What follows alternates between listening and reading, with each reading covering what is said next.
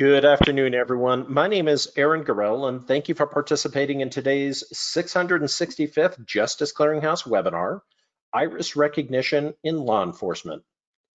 During our webinar today, which is sponsored by Iris ID, we'll discuss how biometrics are used to positively identify people during processes such as book and release and parolee check-in, for verifying suspect identification in the field using wireless-enabled handheld biometric readers, and how to better protect access to law enforcement buildings, including lockers, weapons, and evidence. During our webinar, we have several presenters for today. Tim Meyerhoff is the director of Iris ID. Tim has participated in many projects that use multiple biometric modalities with more than 15 years of experience in the biometric and ID management industry. Tim is highly proficient in the technical attributes of key modalities, namely iris, face, and fingerprint. Captain Michael Cootie is the Video Arraignment and Records Officer for the York County Prison. Captain Cootie has worked in all areas of the facility and has served as an instructor for the Cadet Basic Training Class and County Booking Procedures. Our next presenter is Jason Thompson, who's an Assistant Chief at the United States Border Patrol and has over 25 years of law enforcement and public safety experience. Jason currently serves as the Biometrics Program Manager for the Enforcement Systems Division at Border Patrol Headquarters. And from the Los Angeles County Regional Identification System, we have Mark Dolphy and Steve Bevan. Mark is currently a project leader of 2 procurement projects at LACRIS, the digital mugshot system, which includes a facial recognition application and the criminal booking solution that enrolls approximately 300,000 sets of criminal fingerprints in Los Angeles County each year. And Steve Bevan is a technical sergeant and has been with the Sheriff's Department for 21 years, with the last 12 have been with LACRIS. I would like to extend a special thanks to our friends and partners for helping with this webinar. Today's presentation has been done in partnership with the National Sheriff's Association and Iris ID. We truly appreciate our partnership with the NSA and Iris ID, who are both committed to growing and enhancing our profession. Now, the last few things I'd like to address with everyone is some basic housekeeping items. First, this event is being recorded and the formal presentation is scheduled to last about 60 minutes. It will be available to subscribers on the Justice Clearinghouse website. Second, this is a listen-only event, but you can type in any questions you have through the GoToWebinar toolbar. We'll take as many of those questions as possible at the end of the formal presentation. Next, if you experience audio issues during the presentation, such as the sound cutting in and out intermittently, consider dialing in using the phone number included with your emailed invite. When the system asks for a PIN, you can just bypass that by hitting the pound key. Now, I do want to let you know that we have incorporated several polling questions in today's webinar, and you'll need to have access to your mouse to participate. Just by way of a trial run, I'd actually like to ask the first question, which is, are you participating in today's webinar from a mobile device? The responses are yes, I'm watching or listening on a mobile device. Yes, I'm only listening on a mobile device, so you're not viewing the webinar. Or no, I'm not watching or listening. No, I'm watching or listening from my desktop, laptop, or landline phone. And we'll give folks just about another 15 seconds to respond to this. Folks, if you're not able to submit your vote during the polling, what I would suggest is exit the full screen mode. If you go to the Windows mode for GoToWebinar, you should be able to submit your vote. All right, thank you so much. I appreciate so many of you getting your sharing your experience with us. 86% of you are joining us on a laptop or desktop, with 13% joining from a mobile device. Again, thank you so much for that. I did want to point out that our presenters have made a handout with the presentation materials available to you through the GoToWebinar toolbar. You can download these now or later from the course resource page on the Justice Clearinghouse website. And then finally, after today's webinar, there will be a follow-up survey, and we ask that you complete it. Your feedback helps shape everything we do here at the Justice Clearinghouse. And with that, I'll go ahead and turn the presentation over to our first instructor for today. Tim, it's all yours. Thank you, Aaron, for a very comprehensive introduction. I do believe that some of the folks that are joining us today may not know too much about iris recognition. So I want to go through the very basics because a lot of people confuse iris identification with retina ID based on the Hollywood picture that's been painted over the years. So the iris is actually the exposed part on the front of the eye. The retina is in the back of the eye. It is very rich with respect to detail, with respect to information that's available to encode. It is visible. It is easily accessible. It's highly accurate. That being said, iris recognition does require a different type of illumination. So a regular camera, visible light camera, can't really capture the detail of everyone's iris. You need very low power near infrared illumination, which is eye safe, actually.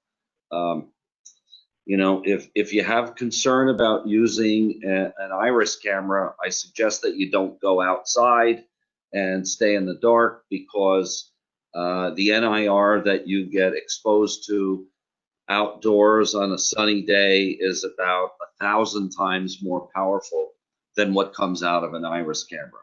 So we constantly get that question about eye safety with respect to iris identification. And people do confuse iris with retina.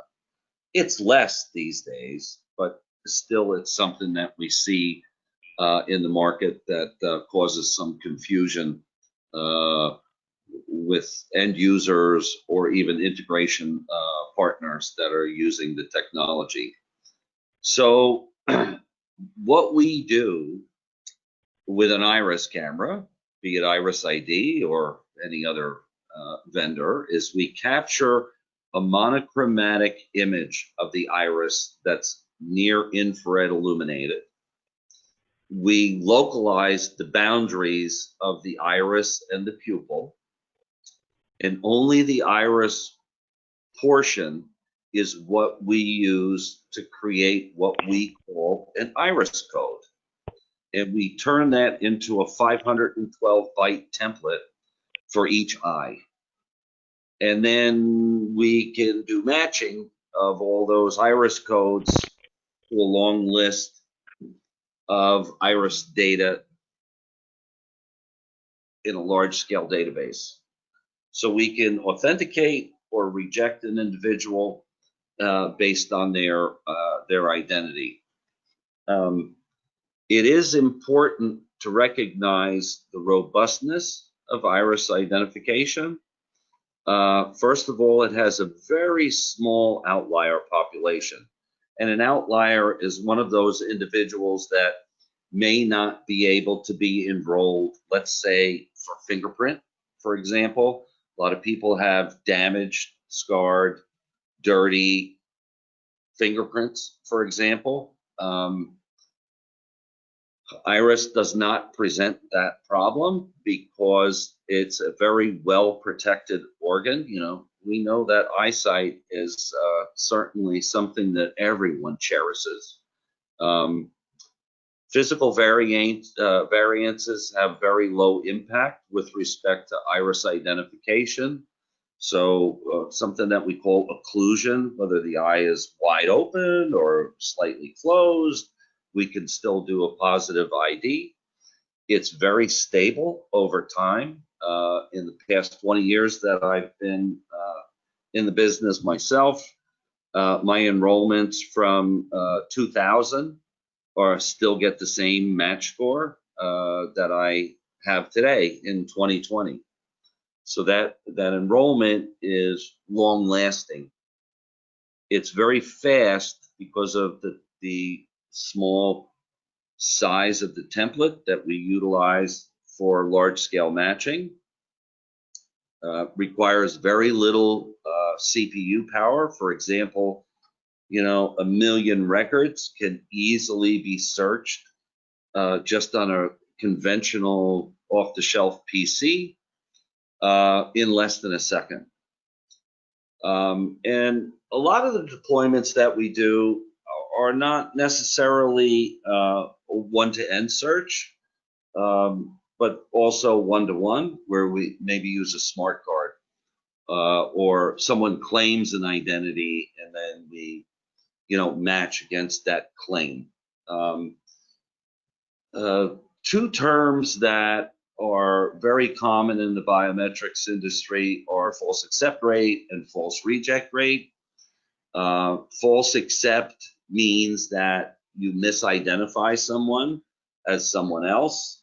The probability with this matching technology, if you look at the matching score criterion here, you'll see that our standard match score, which is 0.032, is about 1 in 1.2 million, or 1 in 26 million when you look at both eyes at the same time.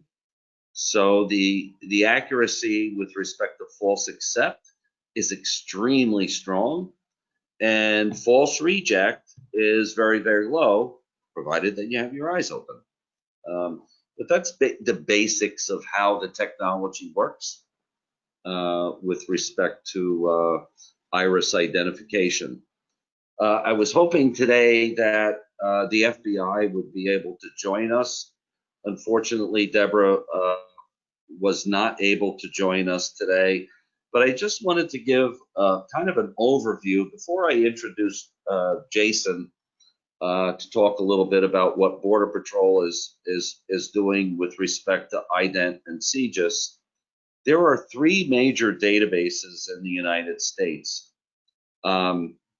with respect to capability for iris identification, right?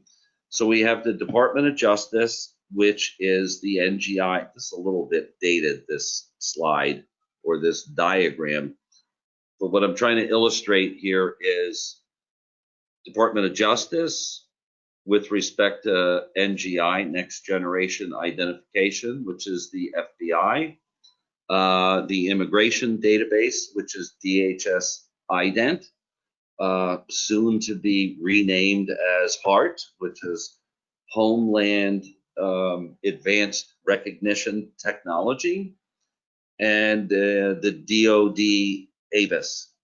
So all of these major databases within the United States have a lot of iris data in them. Probably the biggest repository right now is DoD ABIS, that was collected mostly in theater, so there's a lot of known and suspected terrorists in that database, mostly foreign nationals. Again, IDENT with respect to iris, I'll let Jason touch on that a little bit. And then NGI at the FBI has been collecting from about 350 participants since the iris pilot was launched in late 2013. Really, it got off the ground in 2014. So we're seeing a lot more activity with respect to U.S. domestic, state, and local law enforcement utilizing iris recognition for a number of different applications, which we'll touch on a little bit later in the presentation. But I wanted to ask a question now about the attendees that are on the call today with respect to iris recognition in your organization. Regarding iris in your organization, are you using iris recognition today for inmate management? Or are you planning to implement iris recognition? Or do you use iris recognition for other applications aside from inmate management?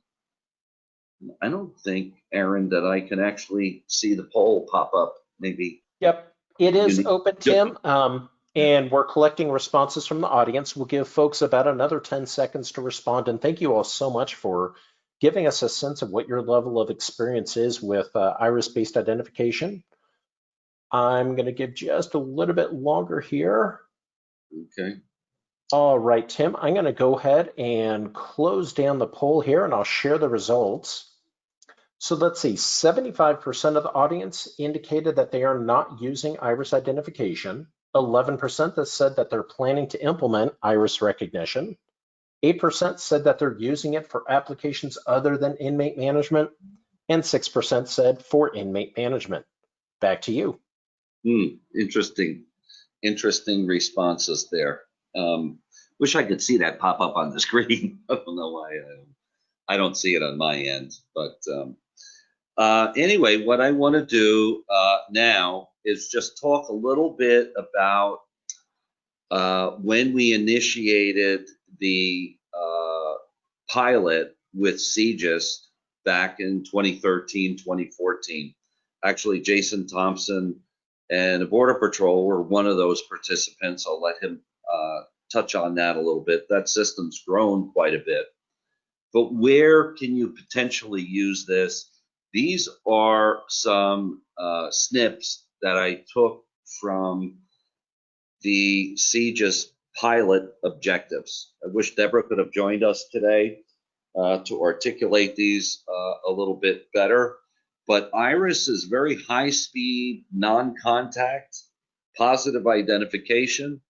Certainly in a COVID world, it makes a lot more sense today than it has before.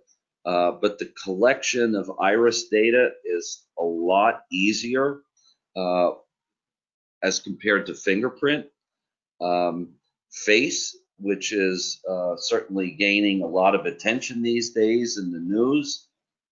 Challenges there are face image quality is definitely more of a challenge than iris image quality with respect to collection. I'm not going to go into the details there, but if anybody on the webinar wants to know a little bit more about that with respect to the experience that CGIS has, as well as ourselves being in this market for a long time for Face ID versus iris versus fingerprint, there's a lot of data out there. And most of it points to the fact that iris is a lot easier to collect and get a positive ID. Rapid non-contact is what iris identification brings to the table.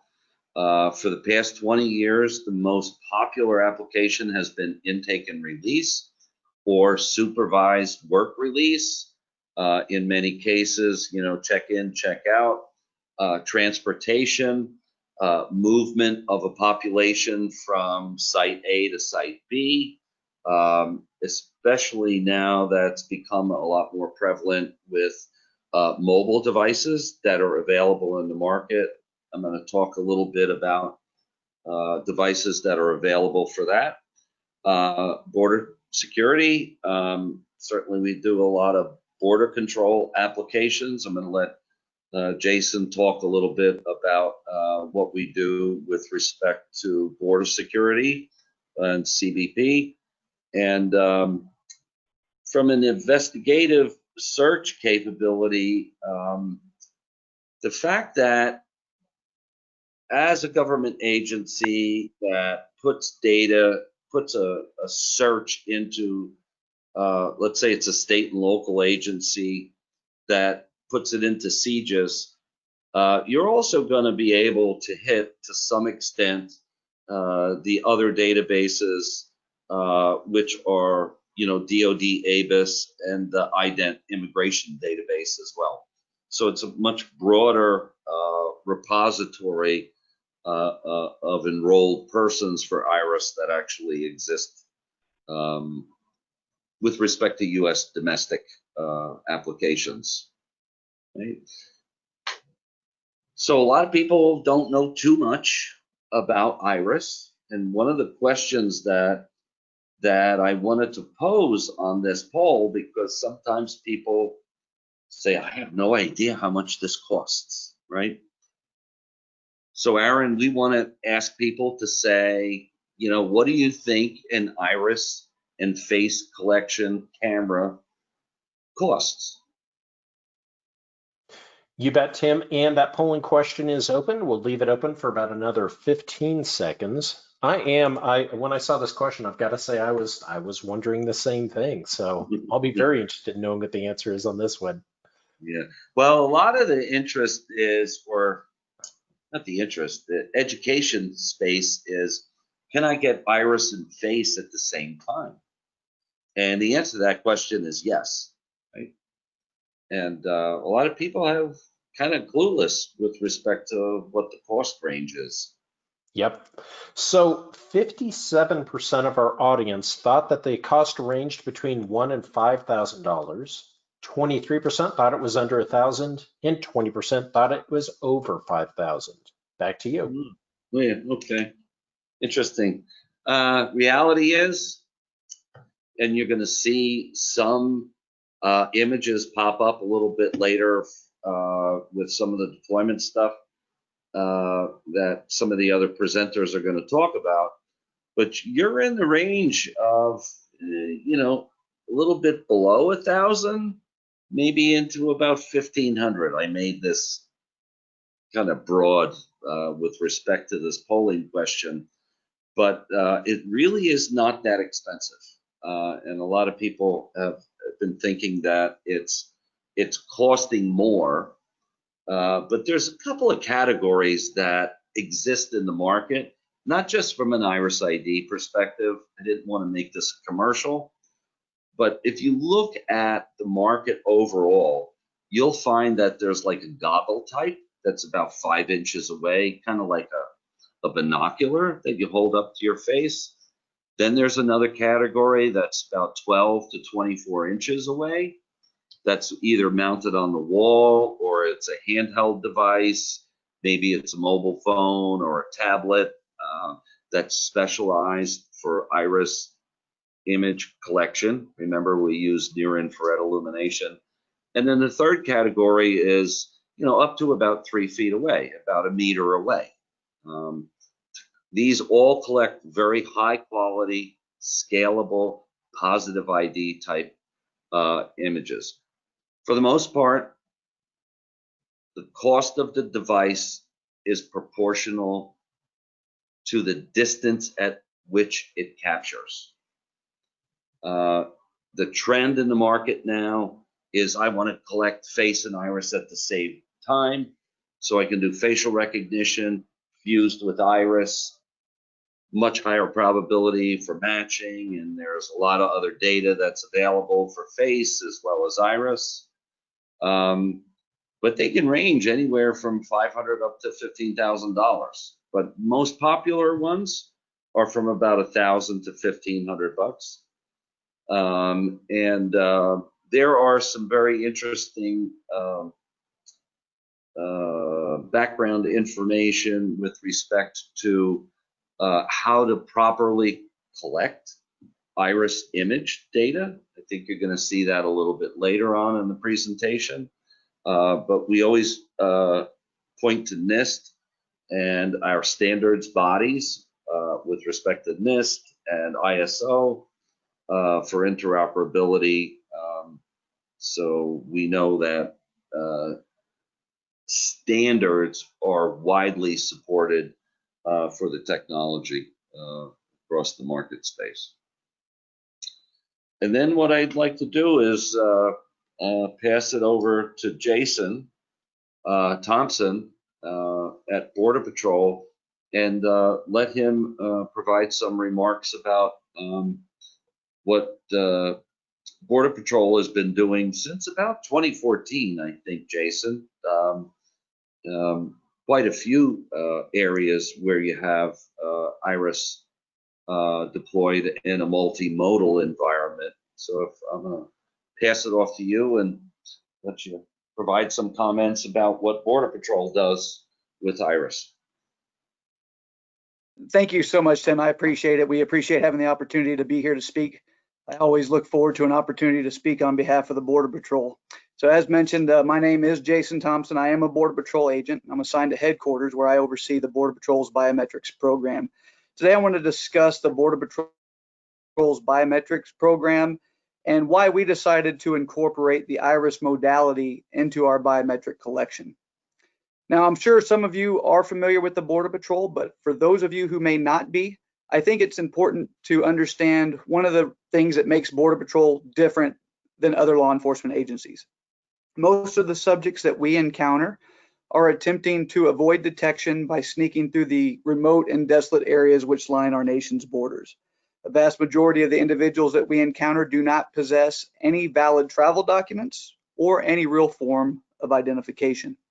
We refer to these types of individuals as having absent or missing identities. And the way I usually explain this to people is like this. When most law enforcement agencies encounter somebody, one of the very first things that they do is ask that person for their identification. That person then hands them their ID, and it's as if that person is saying, well, this is me, you prove it's not. But when the Border Patrol encounters somebody, since they don't have any identification on them, that person just stands there. And it's as if they are saying, well, here I am, you figure it out. So how do we figure it out? Well, most of our encounters begin with a biometric search. Since the mid-90s, the Border Patrol has been collecting fingerprints at the time of an encounter. At that time, it was a 2-fingerprint search that we sent to IDENT, primarily for the purpose of identifying recidivists. That all changed after the Rafael Resendez Ramirez case. Ramirez was a notorious serial killer who had been apprehended and released by the Border Patrol multiple times because we were unaware that anybody else was looking for him. That case brought to light a lot of issues, most significantly the lack of information sharing that was taking place at that time. So since those humble 2-fingerprint beginnings, the Border Patrol has since expanded our biometric collection to a now 10-fingerprint collection, which includes iris, which we submit to those 3 repositories that Tim mentioned earlier, IDENT, NGI, and ABIS. Based on the name that is associated with those biometrics, we simultaneously initiate a biographical search across multiple law enforcement databases in a system that we built called Federated Person Query 2. FPQ2 then consolidates those results for simplified viewing, and this allows our agents to rapidly identify and classify the individuals that they have encountered. This in turn speeds up processing and reduces a subject's time in Border Patrol custody. So as you can see, the ability to collect and process biometrics is extremely important to our agents in the field. So why iris? Why did the Border Patrol decide to start collecting iris images? Well, one of the main reasons was that that we were interested in the iris modality is that in addition to not having identification documents, many of the individuals that we encounter have fingerprints which have been worn down or intentionally damaged. Since the majority of the individuals that we encounter are laborers, often working in jobs like construction, it is not uncommon for them to have the friction ridges of their fingers completely worn off. This is usually the result of them working with bricks or other forms of masonry or chemicals on a daily basis. And because of this, it makes it almost impossible to capture quality or classifiable fingerprints. We have also seen cases where subjects have attempted to remove their fingerprints by burning them with cigarettes, cutting them with knives in order to hide their real identity. It should come as no surprise that most people are less likely to intentionally damage their eyes. And as Tim mentioned earlier, the iris tends to be fairly stable throughout a person's lifetime. Now, although eye disease and injury sometimes impact our ability to capture a quality iris image, most of the time this does not occur in both eyes. And as long as they have at least one good eye, our iris capturing software will allow us to collect. Adding the iris modality allows us the possibility to create a biometric record on subjects whose fingerprints just won't work. Because collection can be done without any physical contact, we have found that subjects who may be uncooperative for fingerprint capture are not uncooperative for iris collection. In fact, oftentimes they are unaware that it is even taking place because it happens so quickly in only a few seconds after their picture is taken. Currently, the Border Patrol is using the Iris ID TD100 for our iris collection. It's the camera type that we're using. We have been extremely pleased with this camera. The camera also came with an unforeseen benefit.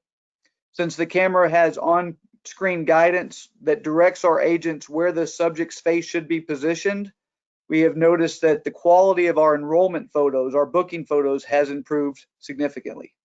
Prior to the TD100, we were using the small webcams that you see on computers, and our agents were having to hold them with one hand, and since the web cameras don't come with on-screen guidance or a shutter button, they were forced to look at the monitor, causing their pictures to oftentimes be off-centered.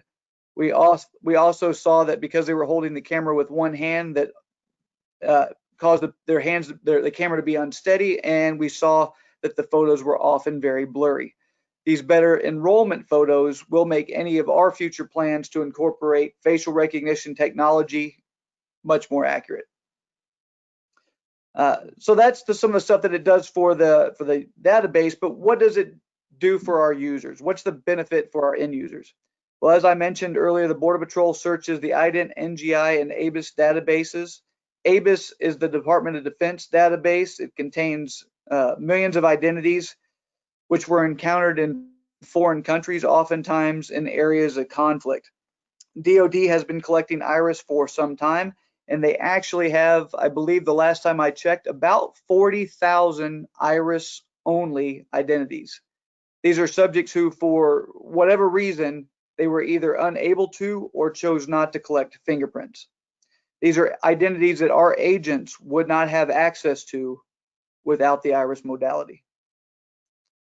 Also, as IDENT and NGI transition their iris programs from pilot to an official program in service, the Border Patrol believes that this capability could not only save agents time, but could also increase officer safety by providing a new iris-only search option. Since the Border Patrol started collecting in early 2014, we have enrolled almost 1 million unique identities into IDENT and about 750,000 unique identities into NGI. With an iris-only search, our agents could quickly identify in the field if a subject has been encountered before and had an iris collection. Oftentimes, knowing if a subject has been encountered before for illegal entry or some other criminal violation is all our agents need in order to make an informed decision regarding whether or not to take a person into custody. This potentially removes the need for prolonged physical contact, which is usually required for collection of fingerprints. With this capability, fingerprint collection in the field for the purpose of identification would only need to be done on subjects who do not have an iris image on file. I'll conclude with this. I believe that in the world of biometrics, children have often been an overlooked group, and this is probably unique to the Border Patrol. But as a result, there really isn't a great solution out there for collecting biometrics from children. I think that last year's humanitarian crisis, where we identified children being reused and recycled for the purpose of facilitating somebody's entry into the United States, proves that that needs to change. And I can tell you firsthand, trying to roll fingerprints when a child is the least bit uncooperative is a nearly impossible task. And since iris capture is quick and it's easy to use and it doesn't require that physical contact with the child in order to collect, I believe that this modality may prove to be a viable option in the future for helping agents identify children who are being exploited in this manner. Thank you.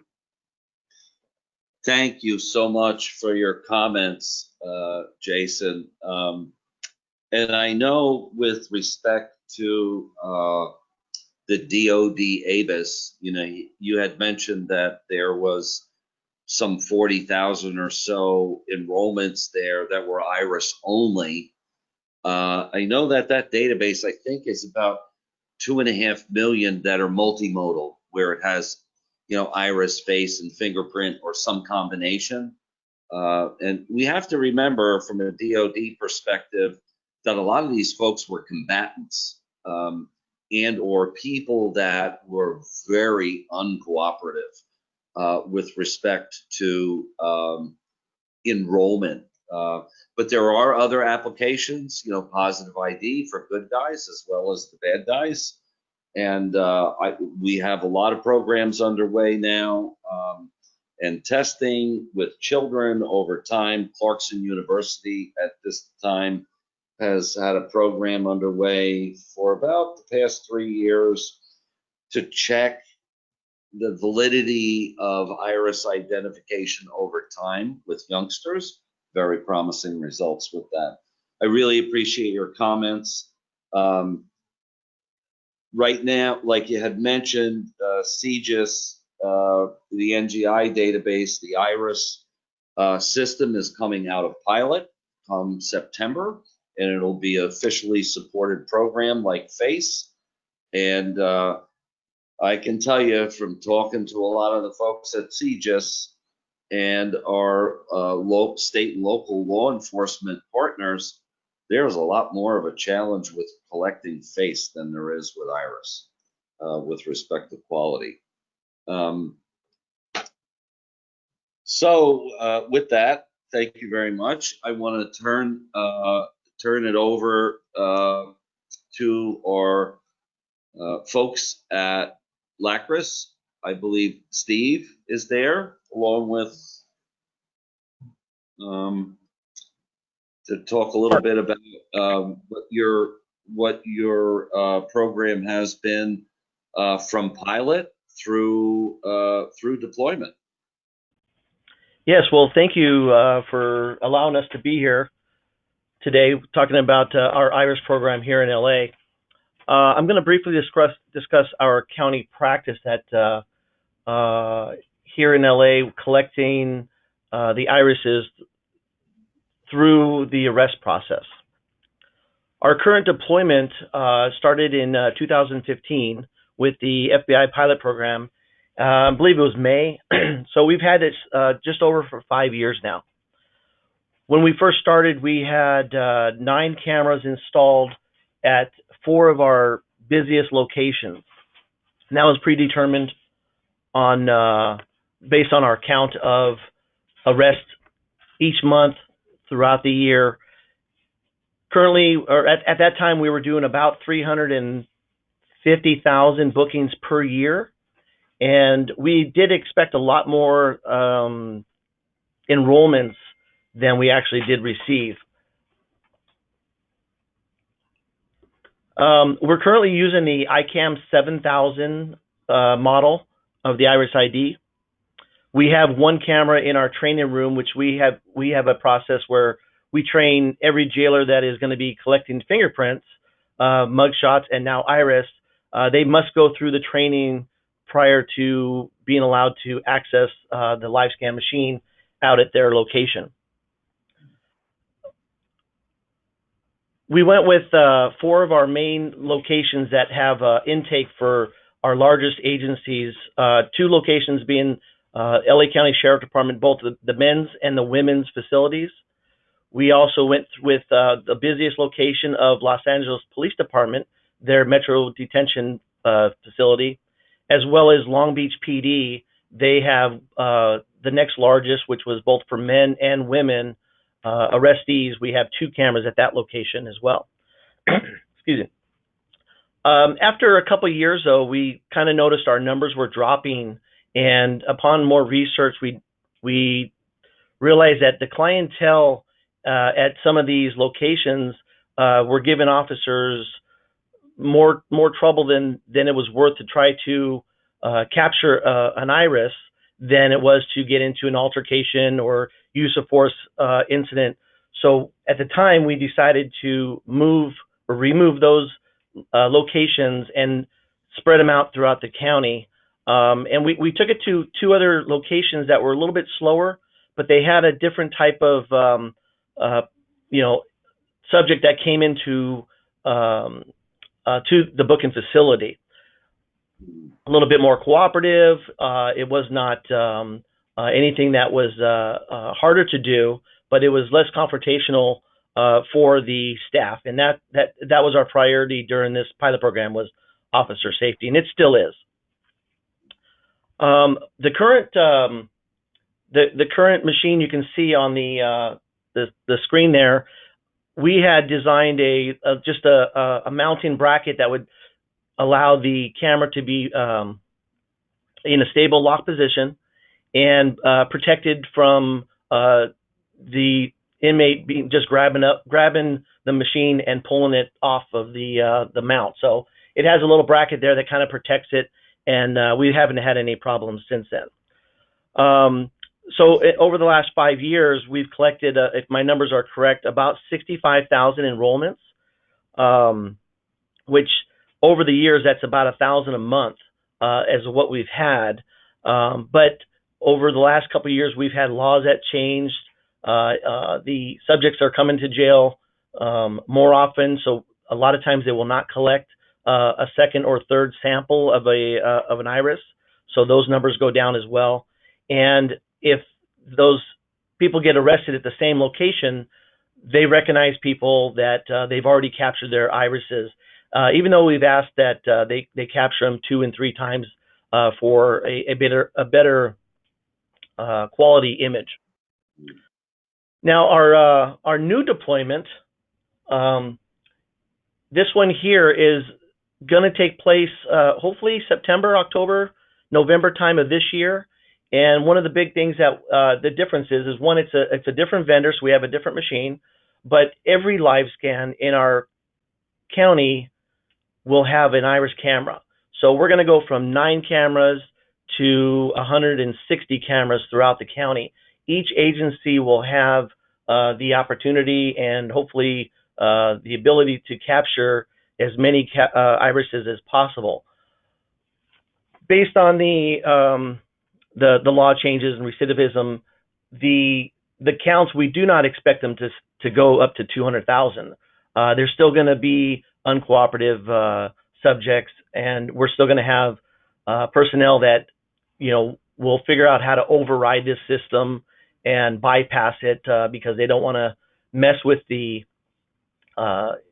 capability or inability to capture a subject's eyes when they are uncooperative. So we do expect our numbers to still stay around about 75,000 a year. I think that's still about 20% of what our yearly enrollment is for fingerprints.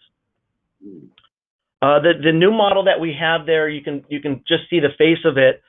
This is the OU7S AK. We did need that our vendor to protect that camera, and they built a box. And what we did was we put it on a articulating arm to where now there's less movement by the inmate. He doesn't have to, he or she does not have to rock forward and rock backwards to get the eyes.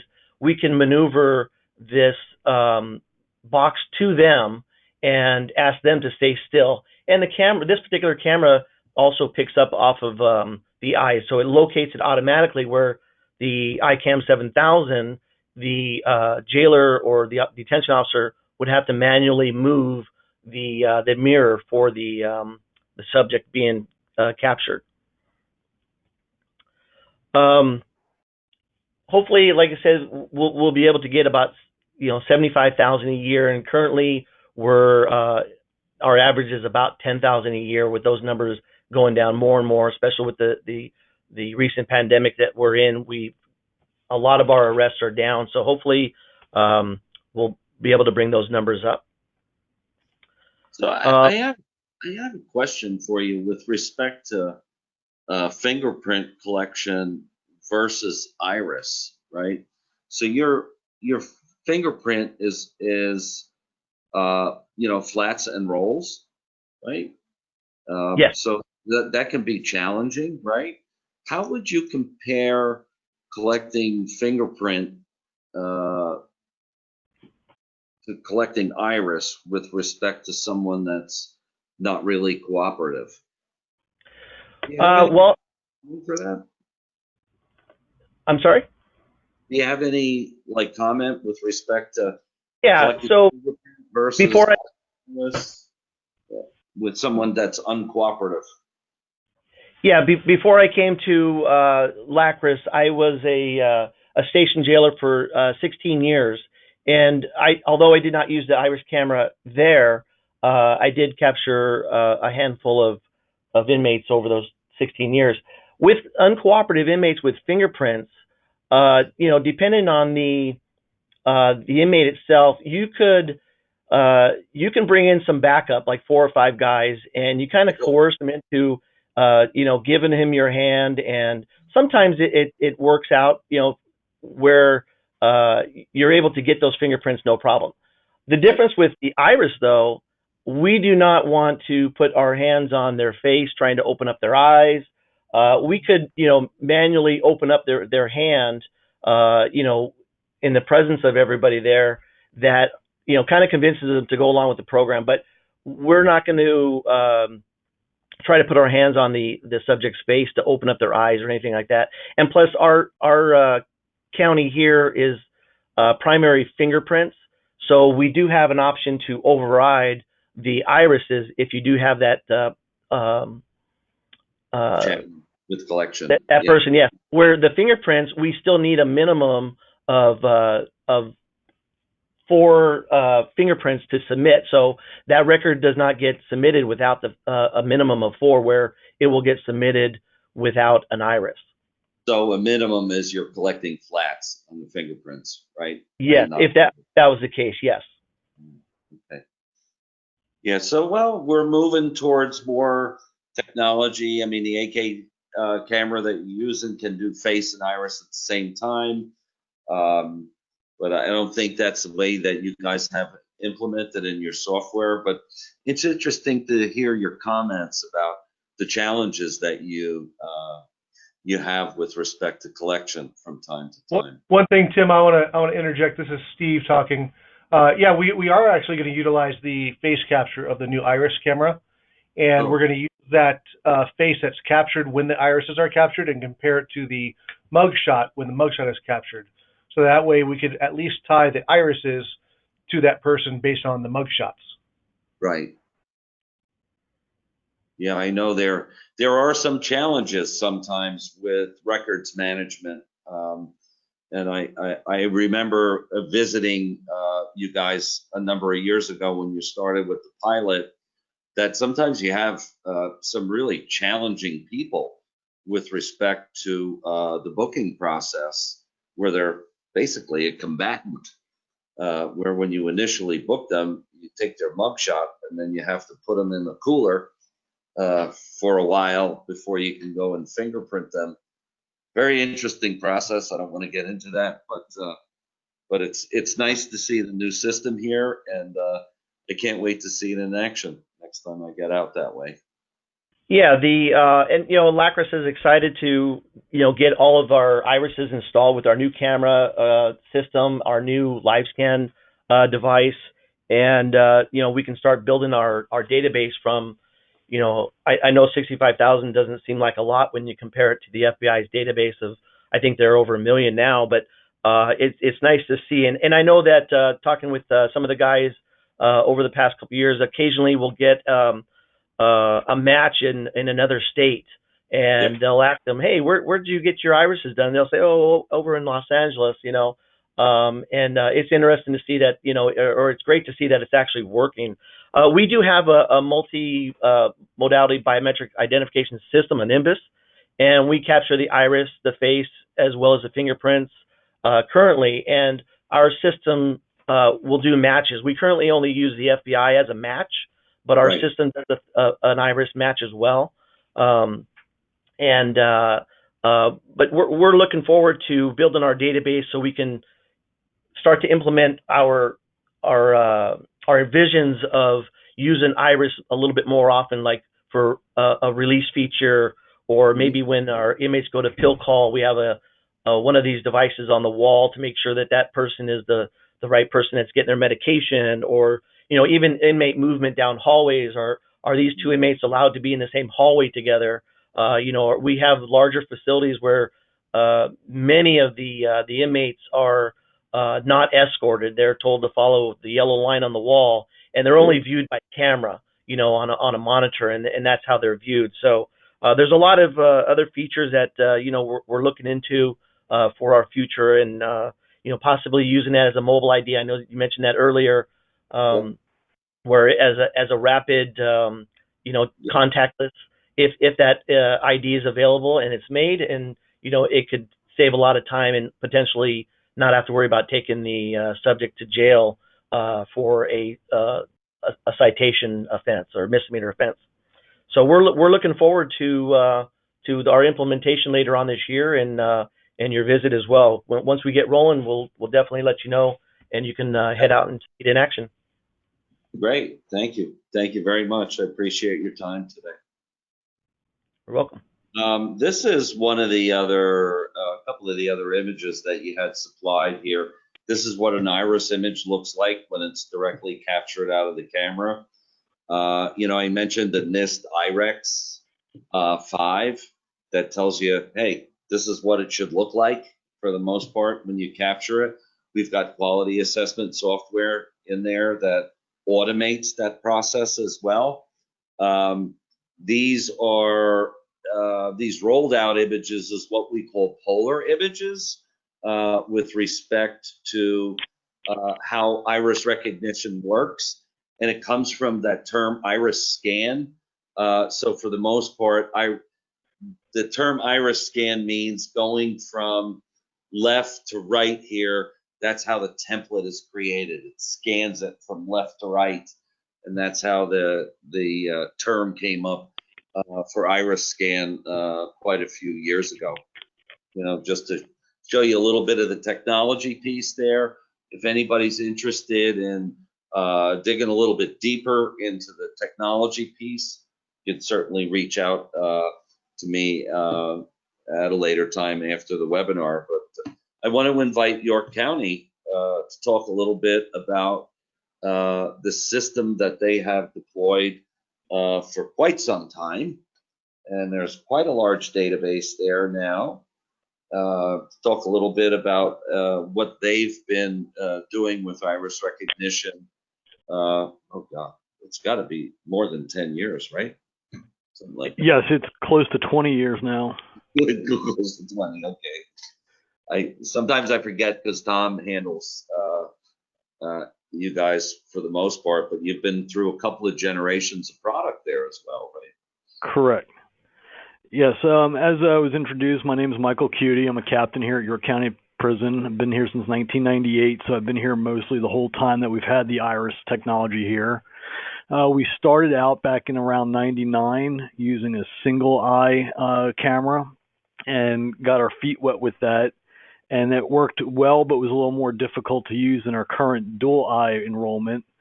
Since 2000, with our inmate population, we've now had over 188,000 scans of new scans, not recognition. We're a moderate-sized county facility.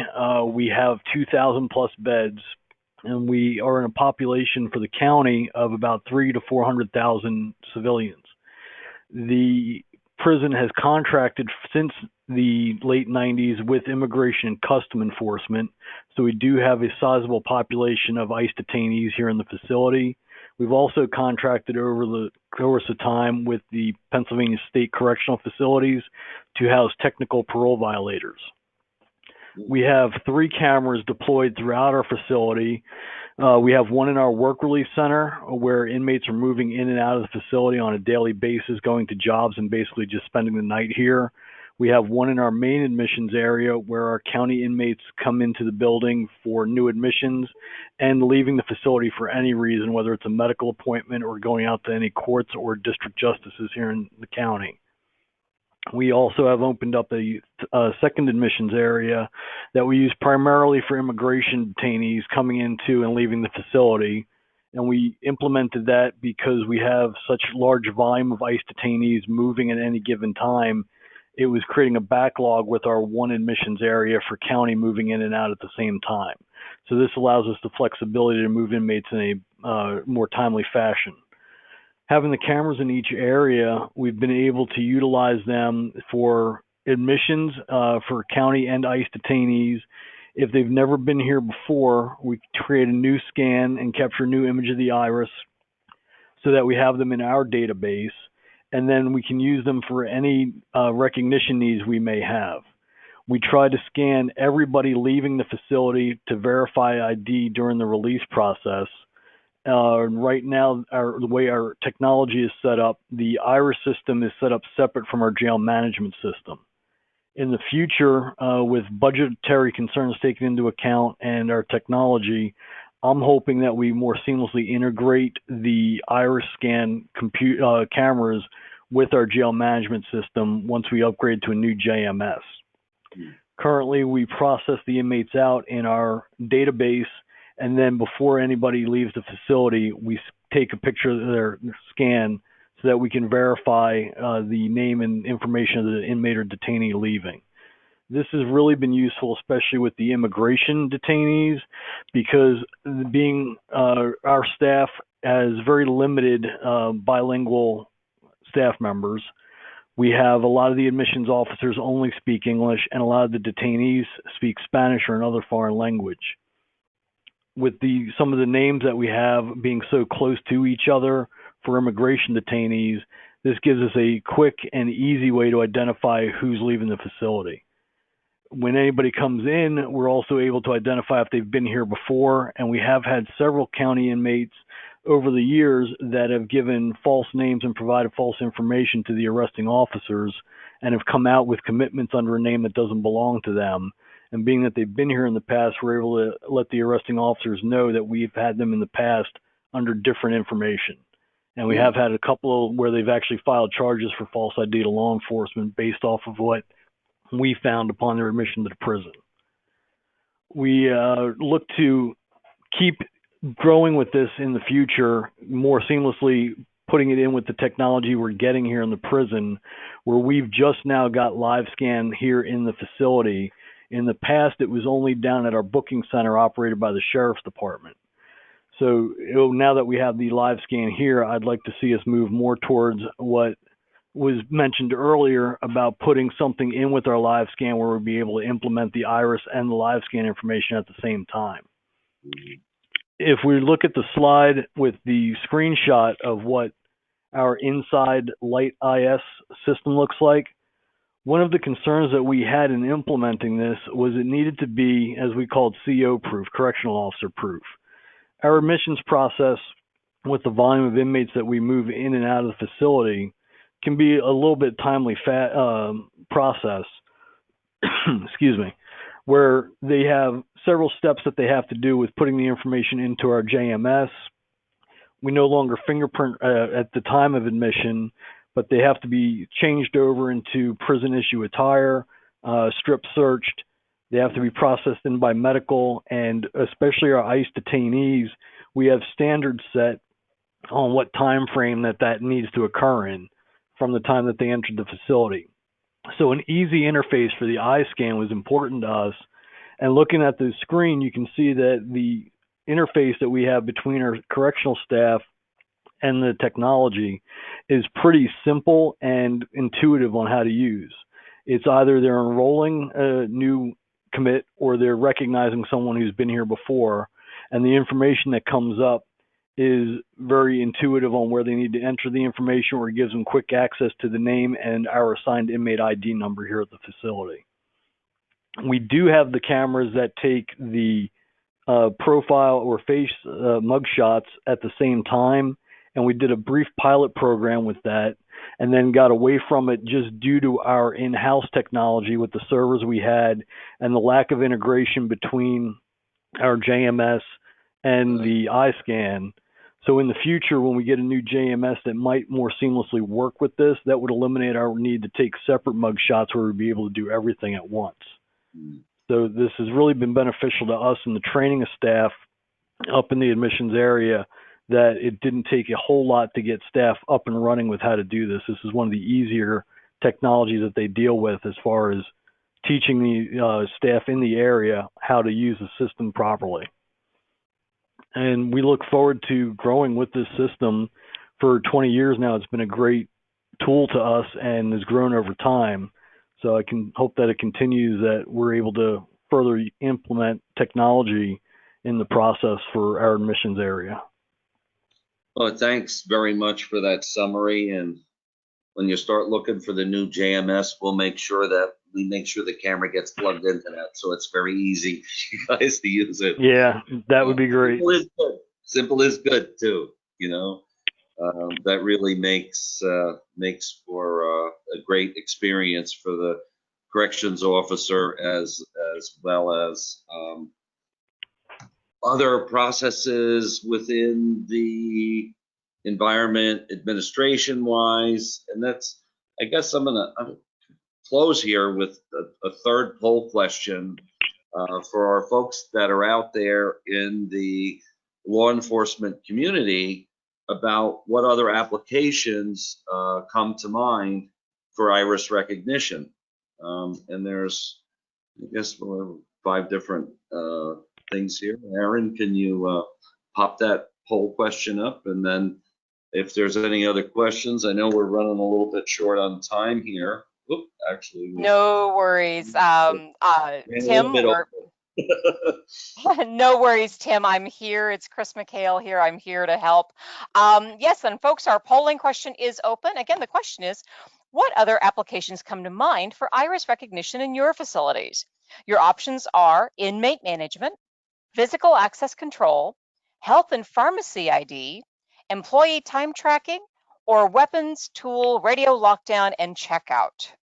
So we'll give everybody just a few more seconds to get your votes in. Thank you all so much for getting things in quickly. I know we're running a tiny bit tight on time, and we absolutely want to leave a few minutes at least to be able to ask questions of the panelists. So go ahead and take another second or two to get your votes in. It looks like Aaron dropped offline, then he's online, then he's right. His internet crashed. You guys aren't the only ones who are having trouble with technology today. Aaron's internet crashed here just a few minutes ago. I had a hurricane yesterday. Yeah, so we are hanging in there, but that's the way things are these days. You just roll the punches. Yes, absolutely. And I think I'm going to go ahead, folks, and in the interest of time and trying to keep everything on schedule and be able to allow everybody enough time to be able to ask questions at the very end, I'm going to go ahead and close the polling and share the results. Interesting, 22% of you said inmate management, 32% of you said physical access control, 16% of you said health and pharmacy ID, 12% said employee time tracking, and 18% of you said weapons, tool, radio lockdown, and checkout. Back to you, Tim. Interesting, very interesting mix there. We do have some other solutions that we have with other partners. So a lot of the participants that have been on the call today will have a little bit of a summary to talk about things that are available for all of those different types of applications there. If there are any questions for the panelists, maybe Christina, I can't see them pop up. If there's something there that we need to address, otherwise. So have you had a chance to go through all of your slides? Because I don't have a copy of your slide deck here in front of me. Actually, that's it. That's all of them. Okay, well, you bet. Well, no problem. So here's the participant list. We have. Yep. Fantastic. Yes, thank you, everybody. Take notes of those emails on the screen there. Thank you guys so much. This was fantastic. I got to tell you, we've never had an iris ID kind of webinar on this topic, and I know I, as well as the audience, are going to look forward to learning from you all more over time. So thank you so much for this incredible presentation. And folks, if you liked this webinar, then be sure to check out our incredible lineup of webinars on our law enforcement feature page, where you're going to find another webinar that I think you might like. Join us on August 18th when we'll be talking about everything you need to know about drones. So if that's of an interest to you or your agency, all you need to do is go to the justiceclearinghouse.com website, go to the navigation button called Featured, and then drop down to Law Enforcement. There you're going to find an incredible array of webinars on a whole range of topics that we have already scheduled for you in 2020. And by the way, folks, start watching those dates because I've already got webinars scheduled for 2021 already, and I know it's only just August. So take some time, check those out. We'd love to have you join us. And folks, in case because I know I have a slew of questions here for everybody, in case I don't get to your particular question, and I do apologize up front, in case we don't get to your question, be sure to, and Tim, if you go to the slide with everybody's emails, be sure to jot down everybody's emails there on the screen, and I know the guys will get back to you in a timely manner. Okay. Tim, I know I have some questions from the audience if you're ready.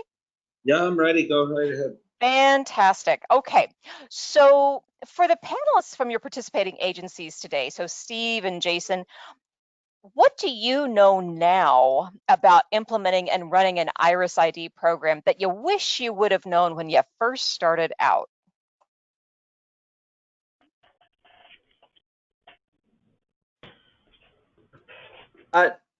This is Jason. I guess for us, it was that it was a lot easier to implement than we thought. We really did a slow rollout of the Iris technology. The Border Patrol is made up of about 20 sectors and more or less about 135 Border Patrol stations. And we started our rollout across all 135 stations in 2014, and we just wrapped it up this year. And I think that, you know, if I would have realized that people would have picked it up as easy as they have, and that the benefits are what they are, we would have pushed for that to be faster. Good to know. Good to know. How about you guys, Steve? Steve stepped out, but I'm here. And one of the things that when we had started a few years ago, like Jason said, it was a lot simpler to get started than we expected. And I, you know, looking back on it now, I think that we could have went back and added more facilities at that time because, you know, with the higher number of overrides by our personnel or the uncooperative inmates, we weren't collected as much as we thought we could. But I think that, you know, when we expand to new facilities, this go around, we'll be able to capture a lot more and get everybody trained on how to properly use the camera itself. Fantastic. Thank you. Next question. Marin asks, what's the probability that 2 or more people could have the same iris identifiers? I'll take that one. Sure. Standard algorithm that we release, like commercial algorithm that's used for border control, national ID, like in Mexico, or even the access control system, the probability of a false accept on a single eye, meaning that's a pirate recognition, we call that, is the threshold is set at 1 in 1.2 million. So when we do both eyes of capture at the same time, the probability of a false accept is 1 in a few billion. So it's extremely accurate. Got it. The benefit as compared to fingerprint or face is the scalability, right? That it's very cost effective to scale it, computing power wise. Excellent. Thank you. Next question. Tammy asks, what happens if the eye becomes damaged? Is there an accommodation there? Do you also take fingerprints in conjunction with the iris? How do you address that situation? Multimodal is the way to go, like Jason had mentioned. Border Patrol and many of these other agencies like LACRIS, they do multimodal enrollment. Face, finger, and iris are enrolled. There are only a few situations where an iris would become damaged. Actually, we've done a lot of studies with DHS with respect to, for example, ophthalmologists which do cataract surgery, and the iris is very stable, that the enrollment is still okay after that. But just like Jason had mentioned with fingerprints, they can become damaged, but the probability is a lot lower for iris than it is fingerprint. Got it. Oh, that's nice to what know. What we do is when we're capture, if somebody has an eye that's missing, it's been amputated, we Yeah, label yeah. it as such. And then we've also had issues where maybe they've gone to the hospital and the hospital has put an eye patch on for an eye injury, and Hmm. then we just label it unable to capture. That way the database knows that on this day we were only able to capture one iris, but on a future date they might be able to collect two again. Whereas if you label it as amputated or missing, hopefully they will never. Well, I would anticipate they were not going to grow an eye back. Good. So also I'm thinking of people with the artificial eye, with like a glass eye, that So, you would label it also that way as just unable to take it, or what would be the right answer? so our camera technology includes what we call countermeasure. So it'll detect the contact lens and it'll also detect prosthetic eyes. So the Ah, camera wow. actually can detect that when it goes to get an image, if there's a contact lens or a glass eye, prosthetic eye. The camera technology has that.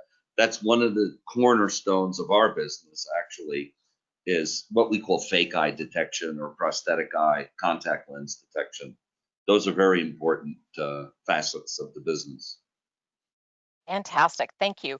And Tim, could you do me a favor and go back to the contact page? I've got several people asking for you to go back to the Oh, page with everybody's emails so they can jot yeah. down. There Well, we go. Thanks this for is pointing all, that out, Barbara. yeah, this is also available as the handout. So Correct.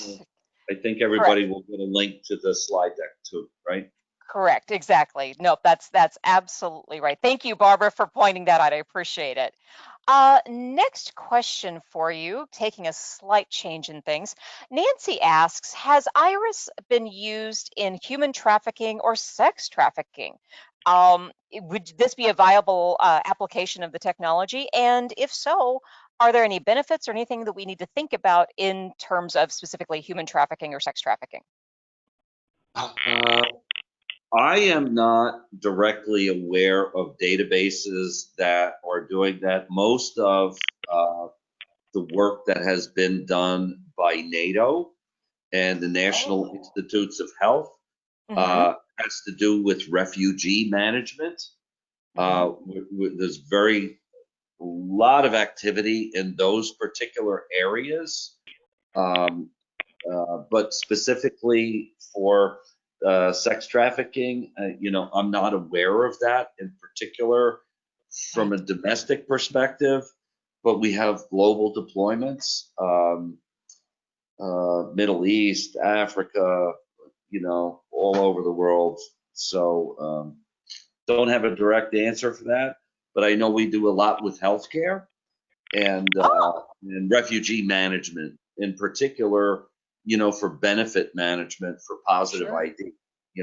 A lot of those individuals, like Jason had mentioned, a lot of these people are laborers, their fingerprints are damaged. So to do Mm. accurate ID with fingerprint or even face is very challenging, but Mm-hmm. iris is very easy to do it with that. Oh, fantastic. Oh, I, I'd I like heard somebody speak. I'd like to add to that. Yes. In to get a match on a person that's whether they're sex trafficking or human trafficking, they have to be registered. So if we don't have a database with those eyes in there now, Mm-hmm. then it doesn't matter if we have a great image from a victim that we were able to capture their irises at maybe a train station or an airport, but because there's no database to search against, so they have to be enrolled. And there's been talk in LA County with LACRIS that we're looking for a registration type self-registration, but we have a long way to go with that. So Sure. hopefully we can get that, but that's different because we're using criminal databases only, Mm-hmm. so that doesn't work for us. But as a person out in the public, they would have to be able to give those eyes, kind of like what they do at the airports where they self-register their eyes, and then there's a whole nother public scrutiny and policies to follow for that. Sure, of course. I get it. Okay, folks, we have time for just one more question today. I'm so sorry we're running out of time. Henry gets the last question of the day, and Henry asks, how does drug use or medications or alcohol affect the scan of the iris for identification purposes? There is very little impact with respect to the dilation of the pupil. It's directly related to that. And my algorithm guys can they can address that better than I can, but it's referred to as a rubber sheet method. That being said, if the pupil is extremely dilated, the software says, hey, wait a minute, there's something going on here. So if it's like a saucer and there's no iris exposed, or the amount of iris compared to the pupil, that sets a flag in the software that says, hey, wait a minute, something may be wrong with this image coming in. So that's part of the whole quality assessment back-end piece that we do, like post-capture. First we check for liveness and contact lenses, and then we can drill down into areas like that with respect to pupil dilation. That is not a direct indicator of any kind of drug use, but it is a measure that it is available. Fantastic. Well, Tim, Jason, Steve, thank you guys so much for joining us today. It was a fantastic presentation. I'm just so happy that you were able to be here today and share all this with us. And for Kevin and Gozzard and Cindy, I know I didn't get to your question today, but so be sure to reach out to the gang by jotting down those emails there on the screen. Reach out to them. I'm positive that Tim and the folks there will be happy to get back to you with some more specific answers to your questions. So don't forget to do that. And folks, be sure to join us right back here tomorrow when we'll be starting the first of our two-part series on de-escalation with Dr. Kimberly Miller. So be sure to join us, or have somebody from your agency or organization join us if you can. And with that, this concludes today's Justice Clearinghouse webinar. Have a super rest of your day, everybody, and we'll see you right back here tomorrow. Bye now. Bye.